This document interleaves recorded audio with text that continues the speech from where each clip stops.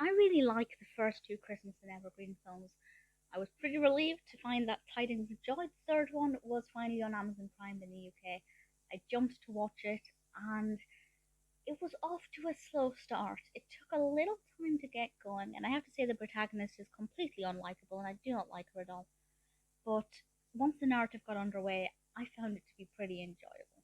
This was released in 2019, directed by Sean McNamara and written by Zac Hug.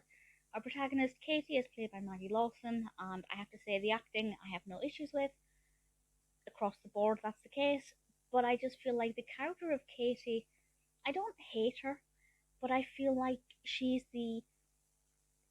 not the kind of person who belongs in Evergreen. And one could argue that that's the case. People visit there to experience a culture that's different from theirs, and then they, go through personal developments and find that they do fit in. But I just felt like never really would fit in. I wasn't really a fan of how the character was written. Nevertheless, I like the narrative. Katie goes to Evergreen for a holiday, but she is a writer, and within about 3 seconds of being there, she decides that she's actually going to turn it into an article. Fair enough, you look for the work where you can find it. And she begins to experience the Evergreen that we've known and loved throughout the past two films.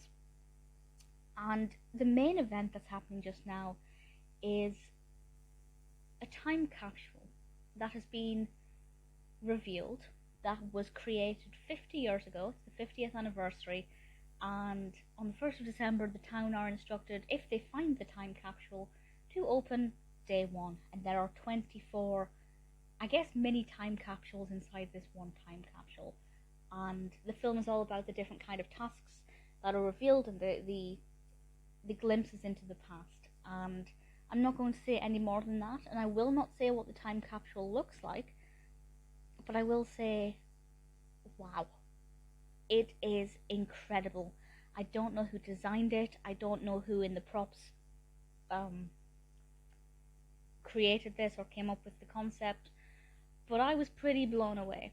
I find it a little bit unbelievable that it took them 50 years to locate this, given where it is, which, you'll see when you watch the film, which I thoroughly recommend you do.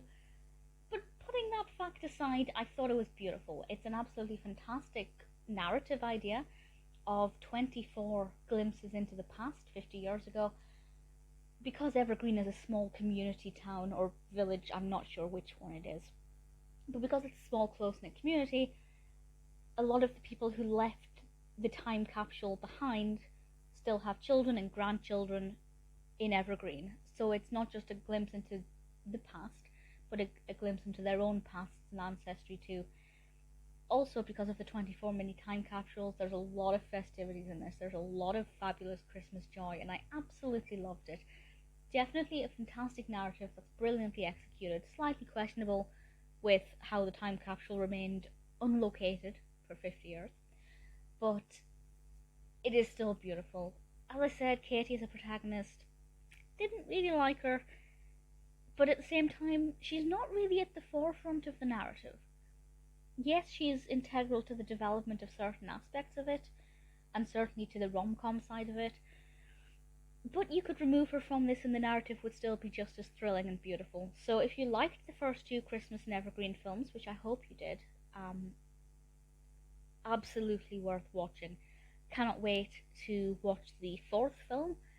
I don't know, obviously, when it will be out in the UK, but I'm hoping that it will be next year, and definitely what I'm going to be looking out for.